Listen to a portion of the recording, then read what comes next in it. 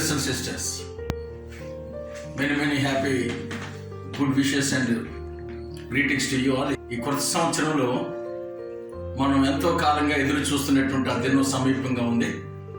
గతంలో మనం YMCAలో కలుసుకున్నాం. ఎంతో హై స్పిరిట్స్లో మనందరూ కూడా మన అనుభవాలను పంచుకున్నాం. ఆ రోజు వచ్చిన వారందరూ కూడా ఆ నూతన అనుభవాల్ని, వారు ఏ విధంగా 1970sలో రక్షించబడ్డారన్న విషయాల్ని సూటిగా వారి నోటి ద్వారా చెప్పడం మనం విన్నాం. ఆ తర్వాత ఎంకరేజ్ చేయబడి కల్వరీ బాప్టిస్ట్ చర్చిలో మనందరం కూడా కలుసుకున్నాం. అప్పుడు కొంతమంది రాలేకపోయారు.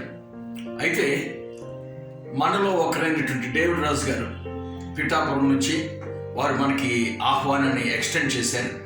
తప్పనిసరిగా 2024లో ఫిబ్రవరి 13వ తారీఖుని పిఠాపురంలో ఒక ప్రార్థనా దినంగా ఈ 1970sలో రివైవ్ అయిన ఫ్యామిలీస్ అన్ని కూడా కూడుకొని కామన్ ప్రేయర్ పాయింట్స్, అలాగే వ్యక్తిగత సమస్యలు, ప్రార్థనా అంశాలు ఏముంటే వాటి కోసం ప్రార్థించడానికి మనం నిర్ణయించడం జరిగింది. కాబట్టి మరి మీరు దూరం భారం అని అనుకోకుండా మీకోసం దేవుడు గొప్ప ఏర్పాట్లు కూడా చేశాడు.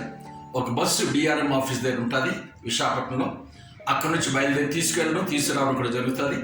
మరి ట్రాన్స్పోర్టేషన్ లేదు కదా అని చెప్పి, దూరం కదా అని చెప్పి మీరు వెనకంజ వేయద్దు. నూతన సంవత్సరంలో మనం ఒకరినొకరు పురుకొల్పుకోవాలి. మన యొక్క ప్రేయర్ పాయింట్స్ అన్నీ కూడా ఒకరినొకరు షేర్ చేసుకోవాలి. ఇది ఒక చైన్గా వెళ్ళాలి. మనం ఈ పొందిన రివైవల్ ఒక అగ్ని జ్వాలగా రాబో తరానికి కూడా అది వెలిగించాలి. దానికోసం మేము ఇంతకాలం కూడా ప్రార్థన చేస్తున్నాం. గతంలో వచ్చినట్టు వీడియోస్ని మీకు అప్లోడ్ చేసి ఎప్పటికప్పుడు మీకు రిమైండ్ చేస్తున్నాం. కాబట్టి మేము మరి ఈ విషయంలో మిమ్మల్ని హార్ట్ఫుల్గా రిక్వెస్ట్ చేస్తుంది ఏంటంటే ఫిబ్రవరి 13 కోసం ప్రార్థించండి. అలాగే మీకు తెలియజేసినట్టుగా మీ ప్రేయర్ ఐటమ్స్ మాకు పంపించండి. ఫిబ్రవరి 13న అరేంజ్ చేసిన బస్సులో కానీ, మీ ఓన్ వెహికల్స్లో కానీ మరి పిఠాపురం రావడానికి తప్పగా సిద్ధపడి ఉండండి. మరి మనందరూ కలిసి మన దేవుడి నామాన్ని గొప్ప చేద్దాం. దేవుడు మిమ్మల్ని అందరూ కూడా దీవించుగాక. God bless you all.